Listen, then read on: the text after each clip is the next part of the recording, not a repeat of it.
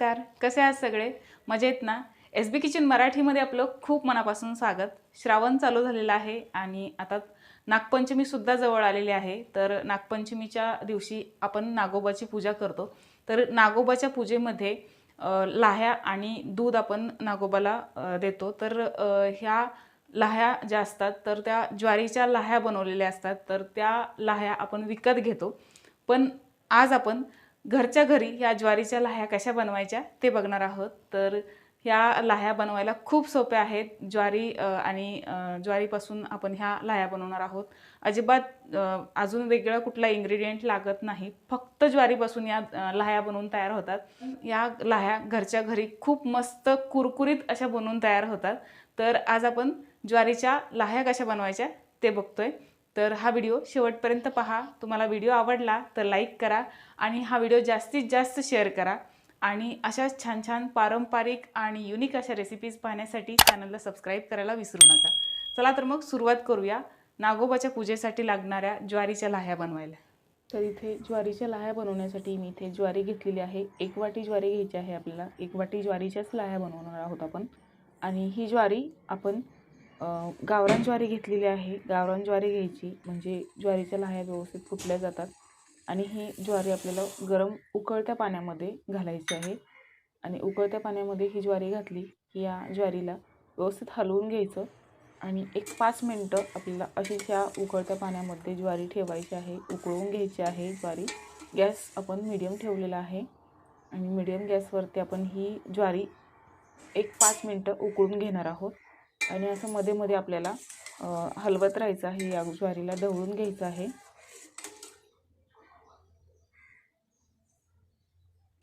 आणि ही ज्वारी उकळत असताना एखादी ज्वारी एखाद 2 ज्वारी वरती येतात. तर त्या पोकळ ज्वारी असतात त्या वरती येतात. त्या ज्वारी आपल्याला काढून टाकायच्या आहेत. आणि असं हे ज्वारीला चांगलं ढवळून घ्यायचं आहे. आणि एक 5 मिनिटांनी आपण गॅस बंद केलेला आहे. आणि आता याला असं झाकण ठेवून आपण आणखी 5 मिनटं असंच ठेवून देणार आहोत. तर 5 मिनटं झालेली आहेत. 5 मिनिटांनी मी हे झाकण उघडलेलं आहे. तर आता आपण या ज्वारीमधलं पाणी गाळून घेऊया. ज्वारी गाळून घ्यायची आहे आपल्याला.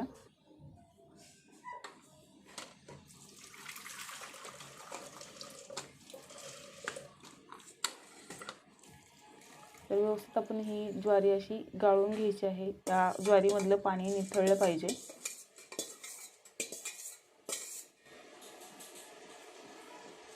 हे असंच आपण 2 मिनटं चाळणीवरती ठेवून देणार आहोत. आणि या रुमालावरती एक 2 मिनिटांनी आपण पाणी निथळलं की या रुमालावर ज्वारीला पसरवून ठेवायचं आहे. आणि ही ज्वारी आपल्याला अशीच पसरवून घरामध्येच म्हणजेच सावलीमध्येच आपल्याला ही ज्वारी सुकवून घ्यायची आहे. लक्षात ठेवायचे ही ज्वारी आपल्याला उन्हात सुकवायची नाही आहे, घरामध्ये सुकवायची आहे. तर एक 9 ते 10 तास आपल्याला ही ज्वारी अशीच घरामध्ये सुकवून घ्यायची आहे. तर घरात अशी ज्वारी ही सुकून ही 9 तास झालेले आहेत. आणि तुम्ही बघू शकता ज्वारी चांगली सुकलेली आहे. पण आपण उन्हामध्ये जशी ज्वारी वाळवतो तशी ज्वारी ही कडक होत नाही, थोडीशी कोमट राहते. तर आपल्याला अशीच ज्वारी पाहिजे आहे लाह्या बनवण्यासाठी. तर ही आपण ज्वारी एका बाउलमध्ये काढून घेतलेली आहे. तर आता आपल्याला या ज्वारीच्या लाह्या बनवायच्या आहेत. तर तव्यावरती लाह्या बनवल्या की व्यवस्थित लाह्या बनतात. खोल भांड्यामध्ये लाह्या बनवायच्या नाही, पसरट भांड्यामध्ये ह्या लाह्या बनवायच्या आहेत आपल्याला. किंवा तुमच्याकडे पॅन असेल तरी तुम्ही पॅनमध्ये सुद्धा ह्या लाह्या बनवू शकता. फ्राय पॅनमध्ये सुद्धा बनवू शकता. तर मी इथे मूठभर ज्वारी घेतलेली आहे. आणि या ज्वारीला आपण मीडियम फ्लेमवरतीच असं सारखं हलवत भाजून घेणार आहोत पहिल्यांदा. आणि यामधली एखादी ज्वारी अशी फुटायला लागली की आपण यावरती झाकण ठेवणार आहोत. तर झाकण आपल्या हातामध्ये तयार ठेवायचं, कारण ही ज्वारी एकदा का फुटायला लागली की तडतड तडतड सगळी जास्त फुटते आणि अंगावरती यायची शक्यता असते. तर तुम्ही बघू शकता इथे ज्वारी फुटायला लागलेली आहे. मी झाकण वरती ठेवलेलं आहे. तर थोडंसं आपण असं हलवतच आपल्याला झाकण ठेवायचं आहे. आणि आता तुम्ही बघू शकता ज्वारी एकदम फास्ट फुटायला लागली आहे आणि याच्या लाह्या बनायला लागल्या आहेत.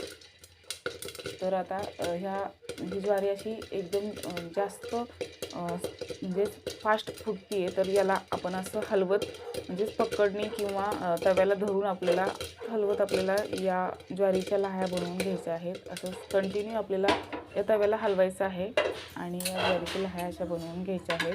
तर तुम्ही बघू शकता पहिला घाणा झालेला आहे आणि पहिला घाणा झाला किंवा म्हणजे प्रत्येक घाण्याला अशी थोडी थोडी ज्वारी शिल्लक राहते.